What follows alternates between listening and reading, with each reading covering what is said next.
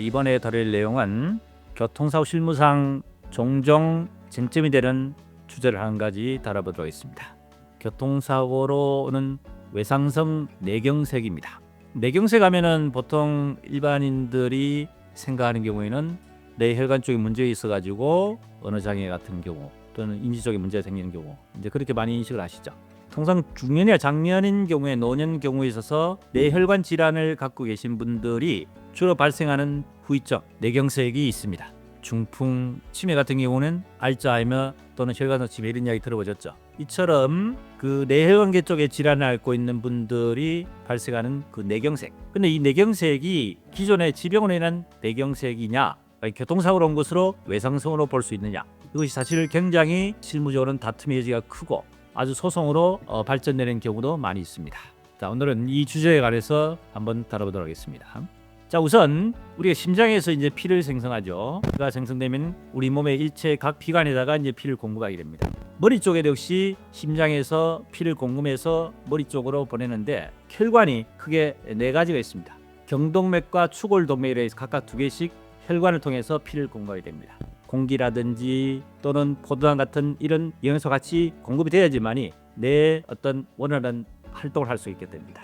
자, 그런데 이 뇌에 공급되는 피에 문제가 생겼을 때 이때 어떤 장애가 발생할 수 있다는 얘기입니다. 그 원인이 통상적으로 이제 첫 번째는 뇌 혈전이 돼가지고 피 찌꺼기입니다. 혈전이 많이 생기면 뼈가 찐득찐득해집니다. 자, 그런데 이것이 교통사고로 인한 뇌 출혈이 생겼을 때 혈관 내 벽에 이게 손상을 받게 되면은 이 부분이 위축이 올 수가 있습니다. 그래서 우리가 뇌경색을 한다면은 혈관 내벽 손상으로 해가지고 동맥 쪽에 문제 생겨서 그 흐름 자체가 정상의 흐름의 거의 10%에서 20% 정도까지 혈관의 흐름이 문제 생긴 경우 이것이 바로 경색이랍니다. 그러니까 흐름 자체가 정상의 혈류가 막혀가지고 산소나 영양소 공급이 안 되면 어떻게 됩니까? 그 뇌 쪽 기능 자체가 장애가 올 수 있겠죠. 이것이 바로 뇌경색이 됩니다. 교통사고로 인해서 오는 뇌성 뇌경색에는 보통 실무적으로 2가지 경우가 문제되는 것 같습니다. 첫 번째는 그냥 단순한 어떤 인체상의 척추골절, 사지골절 또는 폐기능, 신장 뇌기능 이런 전체적인 손상이 왔을 때 손상 이후에 갑작스레 뇌경색이 오는 경우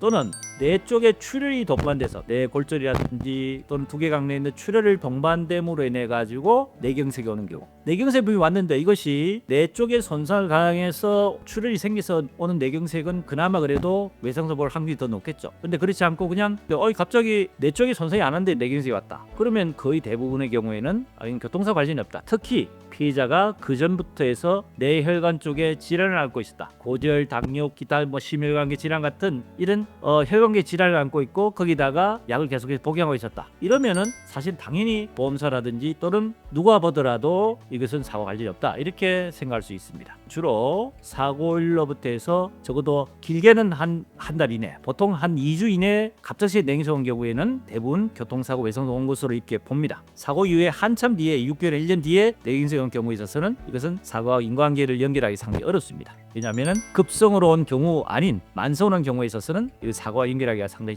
현실적으로 쉽지 않기 때문에 그렇습니다. 자, 그래서 외상성 뇌경색이라면은 일단은 몇 가지 조건이 있습니다. 첫 번째는 이것이 외상으로 왔다. 출혈이 있었느냐 없었느냐. 두 번째는 기왕병력, 그러니까 원래 고지혈증 또는 고혈압, 당뇨, 심혈관 질환 같은 이런 질병이 있었냐 없었냐. 없었다면은 사고나 충격을 온 것으로도 볼 수 있겠죠. 있었다면 또 문제가 되죠. 거기다가 아스피린 또는 와파린 같은 항혈전제를 복용하고 있었다. 이러면 또 문제 생기실 수 있습니다. 그 다음 세 번째는 혈관계 MRI를 찍었을 때 동맥 쪽에 손상이 있느냐 없느냐 봅니다. 그러니까 조금 전에 말씀드린 외상이 있었고 출혈이 있었고 여러 가지 기존의 혈관계 질환이 없었고 그다음 MRI상에 손상이 고인다. 이러면은 그런 교통사고로 외상성 뇌경색으로 거의 100% 봐도 됩니다. 그렇지만은 분명히 머리 쪽에 출혈도 있고 한데 예전부터 해서 뇌 혈관계 쪽에 문제가 있었다. 약물을 복용하고 있었다. 이런 경우에 있어서는 기여도를 따지게 됩니다. 기여도라는 것은 사고의 충격은 분명히 온 건 맞는데 그 전부터 해서 그런 일반적인 뇌혈관 쪽에 문제 생긴 소인이 있었기 때문에 일정 비율은 기형적 기여도를 감안해야 된다. 보통 이제 감정의사나 법원에서는 통상 한 30% 내외 정도의 기형적 기여도를 감안하는 것이 실무적 과제입니다.